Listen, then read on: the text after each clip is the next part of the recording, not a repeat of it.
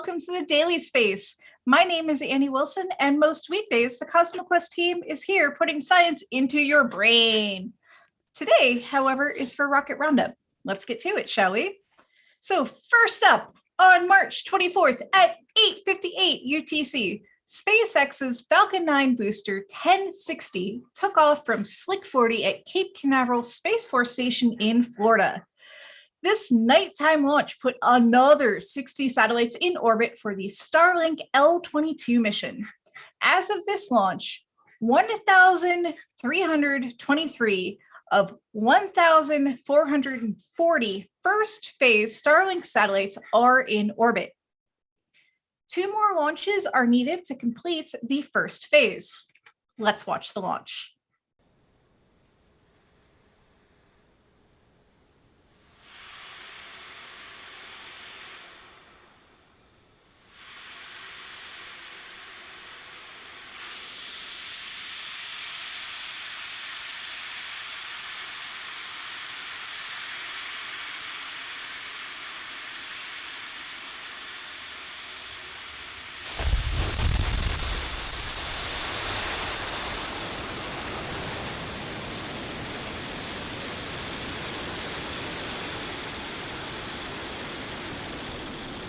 Is pitching downrange. Stage 1 chamber pressure is nominal. For those of you keeping score at home, this was the 6th mission for the booster, and it was stated during the webcast that both of the fairing halves had flown on 2 previous missions each. Booster 1060 successfully landed on the barge Of Course I Still Love You, which was stationed some 663 kilometers downrange. Both fairing halves were recovered from the water by SpaceX's brand new fairing recovery ship, the Sheila Bordelon. This massive ship has a heavy-duty crane and is capable of picking up 2 sets of fairings, that's 4 fairing halves, out of the water in one trip, which will be useful when there are 2 launches in rapid succession because the recovery ship won't have to return to port between launches. Ultimately, this will increase SpaceX's capability to recover fairings from the water. Next up, on Thursday, March 25th at 2:47 UTC, Arianespace and its affiliate Starsem launched a Soyuz 2.1 Bravo frigate into clear skies from the Vostochny Cosmodrome in eastern Russia. Vostochny is Russia's newest launch site, and so far only 7 rockets have launched from the site since its opening in 2016. On board the Soyuz were 36 satellites for the OneWeb 5 mission. This was the second launch of OneWeb satellites from Vostochny after the OneWeb 4 mission in December 2020. Roll the launch footage. Есть пуск. Зажигание. Предварительное.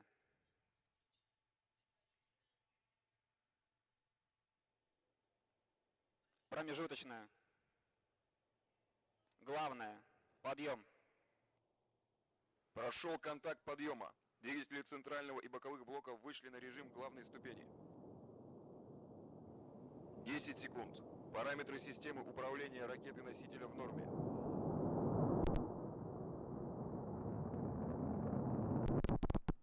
10 секунд. Двигатели первой и второй ступени работают нормально.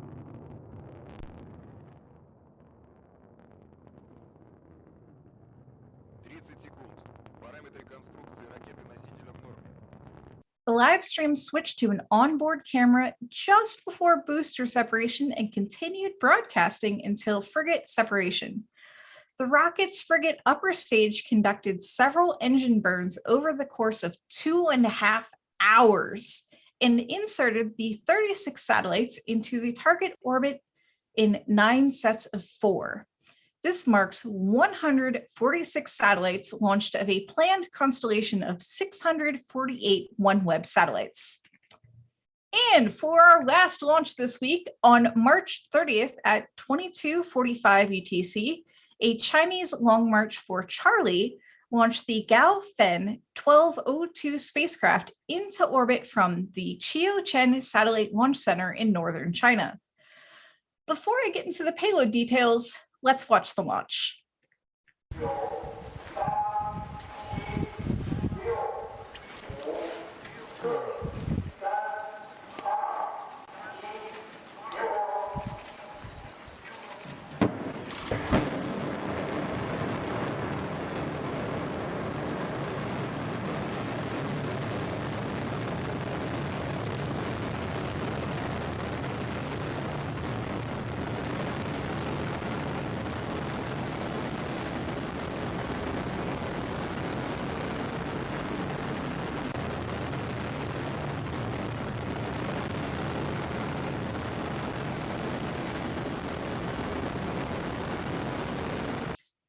Gaofen 1202 is the second in a series of high-resolution Earth observation satellites. This satellite has a synthetic aperture radar sensor with sub-meter resolution. This means the smallest object the sensor can image is less than 1 meter by 1 meter in size. Like other satellites in the civilian China High-Resolution Earth Observation System, or CHIOS, it will be used for land census, urban planning, land rights, road network design, crop estimation, and disaster prevention and mitigation, as well as other fields. Radar satellites have different properties than optical satellites, and they complement each other. An optical satellite is like a camera. It can only see illuminated targets and capture reflected photons. If the target is obscured by clouds, an optical satellite just can't see it. Radar satellites emit a signal and record the reflection of that signal, which allows them to gather data day or night. Radar satellites also use longer wavelengths on the electromagnetic spectrum that penetrate clouds, allowing for use in all weather. In these images of a Russian volcano taken in 1996, you can see the plume of material from the volcano in the optical wavelength image on the left, and the volcano itself in the radar image on the right. The optical image was taken by astronauts on the STS-68 mission, likely using a Hasselblad 203S medium format film camera. The radar image was taken by the primary payload of the STS-68 mission, the Spaceborne Imaging Radar. One of the major differences between the two images of this Russian volcano is that the surface details are more evident in the synthetic aperture radar image than they are in the photograph. The colors in the SAR image are a result of processing in which the different colors were assigned to represent different textures and materials. Based on what can be seen, it appears that the reds were assigned to areas where there was snow on the slopes of the volcanoes, while light blues were assigned to the areas that were clear of snow. It also makes it much more obvious that there are actually several volcanoes in the area, though only one appears to be erupting. Another application of synthetic aperture radar imagery is to map sea ice in the extreme north. Different types of ice appear quite differently in SAR imagery, making it relatively easy to produce maps that can help guide ships through the ice and avoid patches where even icebreakers will have problems. After the break, I'll tell you about some SpaceX debris that unexpectedly returned to Earth. Stay tuned.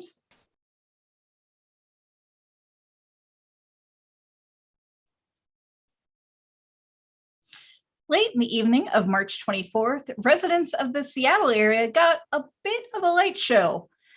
And no, it wasn't aliens. CosmoQuest community member Third Rock Astronomy shared an image of the event on our Discord server. You can see the multiple bright streaks crossing the black background of the sky.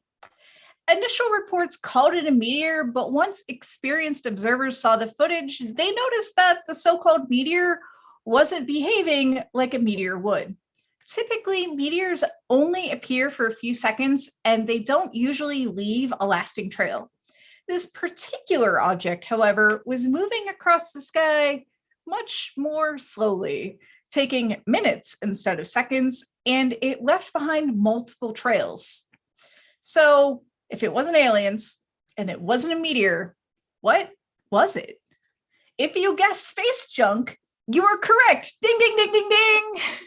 The object in question was identified as the second stage of the Falcon 9 that launched the Starlink 17 mission about 3 weeks ago. Space junk reentry differs from meteors in a few important ways. The most significant difference is that slower apparent speed is compared to a meteor. Another difference is that it broke down into multiple pieces that left trails that persisted longer than a meteor would. According to astronomer Jonathan McDowell, a piece of space junk weighing more than 1 ton, about 900 kilograms or 450 2-liter soda bottles, re-enters the atmosphere about once a week. But most happen during the day or over the ocean, so they aren't as noticeable to the public. The combination of evening reentry near a major population center meant that this particular event was visible to more people than usual. People were alarmed, but this was predicted. We knew this was going to happen.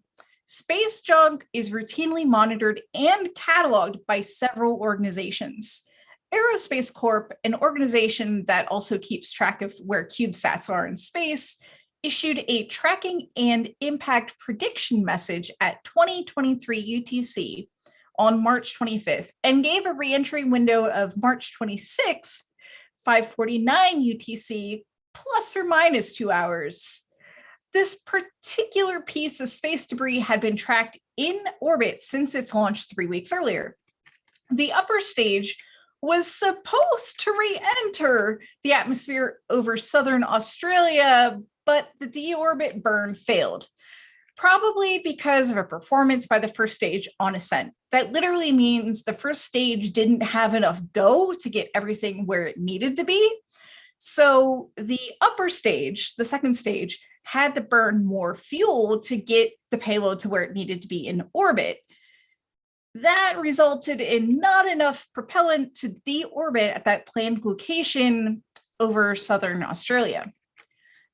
Because the second stage didn't end up where it was supposed to be, calculations had to be done to figure it out where it would end up. Yup, math.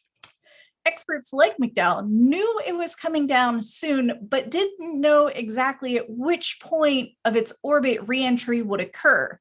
That's literally what determines the where and when of the light show. McDowell explained on Twitter that orbiting satellites or rocket bodies travel at least 27,000 kilometers per hour. So a 2-hour uncertainty meant that reentry could basically be anywhere in the Western Hemisphere. The uncertainty comes from not knowing its precise location in space, as well as the specific properties of the atmosphere acting on the object. That's a lot, I know. According to McDowell, most of the upper stage would have melted and broken apart in the upper atmosphere, leaving the light show, about 60 kilometers above ground. Denser bits, such as the engine thrust chamber, might reach the ground, and a denser bit did indeed survive reentry, a composite overwrap pressure vessel, a part of on the second stage that holds pressurized helium. It was recovered from the ground looking almost untouched from Grant County, Washington State, southwest of Seattle. In other destruction-related news, on March 30th at 1300 UTC, SpaceX's Starship SN11 took to the skies in very dense fog surrounding the launch site at Boca Chica, Texas. The vehicle completed its launch, engine cutoffs, and horizontal flip at apogee, like the previous 3 flights of SN8, 9, and 10.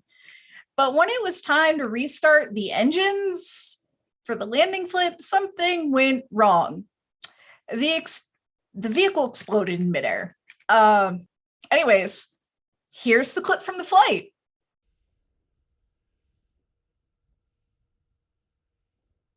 1 kilometer altitude. T plus 545, we've just passed through 1 kilometer altitude, getting ready for the relay.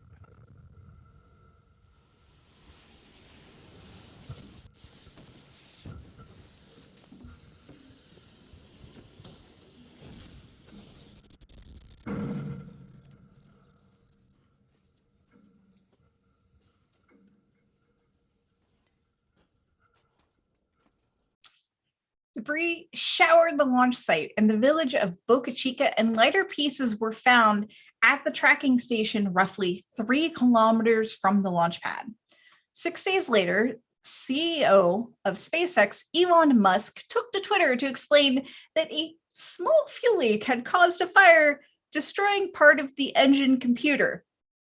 This resulted in what is euphemistically termed a hard start, where the engine turbo pump shredded on the command to ignite. I shouldn't laugh, causing shrapnel to head up into the rocket's fuel tanks, causing them to fail and mix propellants, leading to an explosion of the vehicle. After the break, I'll tell you about a milestone in American space history that took place almost 40 years ago.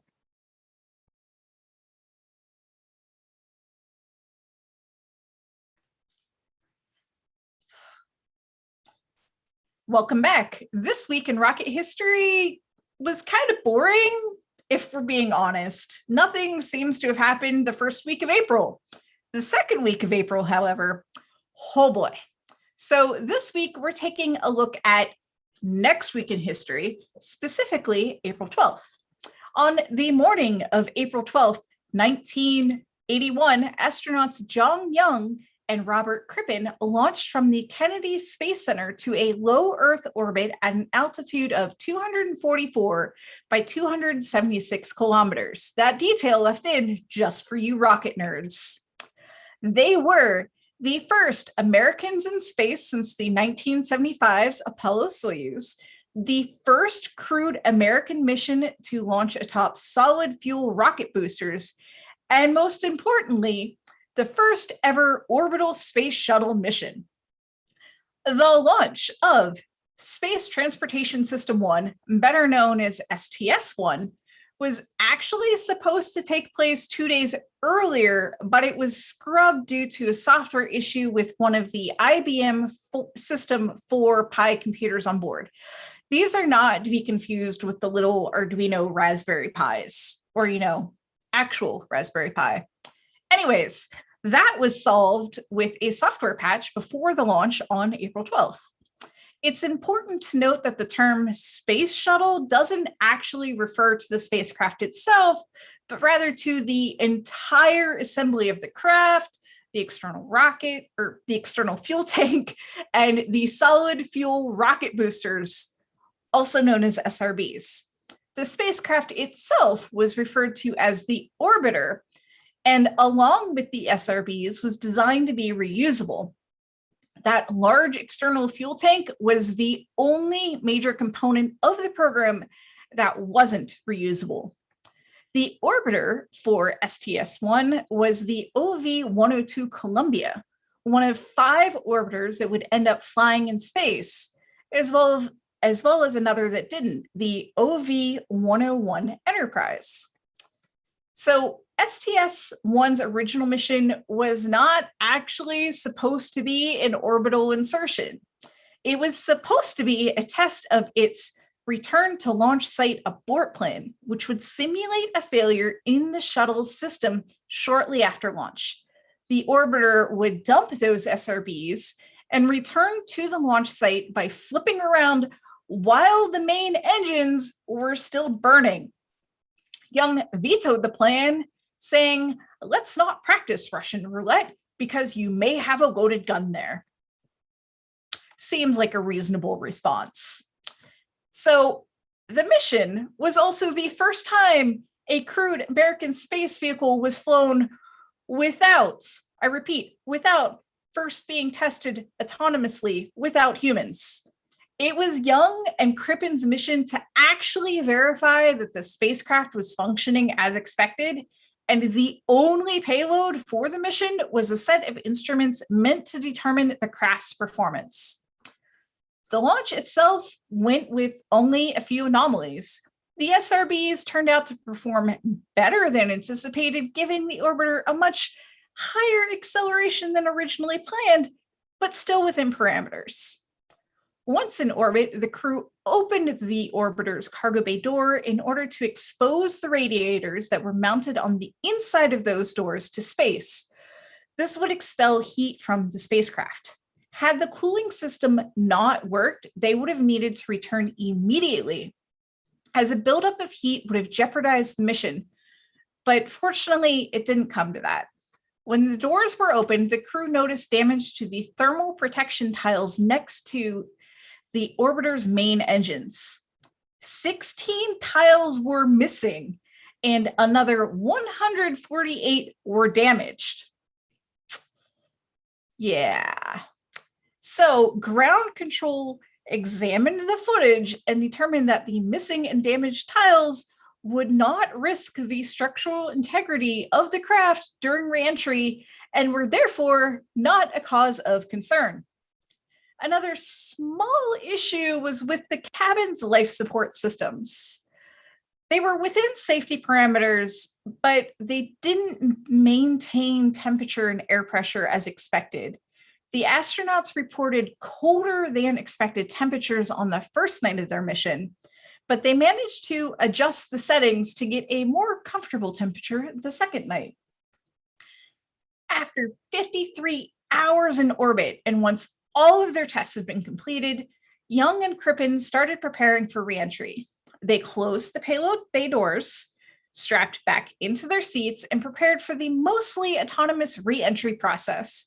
The orbiter's engines fired for 160 seconds, after which Young had to manually pitch the Columbia to its correct attitude. They armed their ejection seats, as you do, and the rest was left to gravity and aerodynamic resistance. At an altitude of about 100 kilometers, the crew was starting to see jets of plasma caused by the friction of the orbiter's heat shields, those thermal tiles, against the thickening atmosphere. When the air pressure was high enough for the craft's aerodynamic systems to work, the orbiter performed a right bank in order to increase drag and slow the craft even more. At this point, the craft was traveling over Mach 24 or over 8 kilometers per second, so pretty freaking fast. Columbia then performed a left bank at Mach 18.5, another one at 9.8, and Young himself performed 2 more bank reversals at Mach 4.8 and 2.8. Young and Crippen were now flying towards runway 23 at Edwards Air Force Base, and as they went subsonic, they were joined by a T-38 flown by fellow astronauts John McBride and George Nelson. They flew in formation with Columbia until it touched down at 1721 UTC at a speed of 399 kilometers an hour, with Young remarking over the radio, "This is the world's greatest all-electric flying machine. I'll tell you that was super." And after this break, we'll be back with the stats and this week's space fact.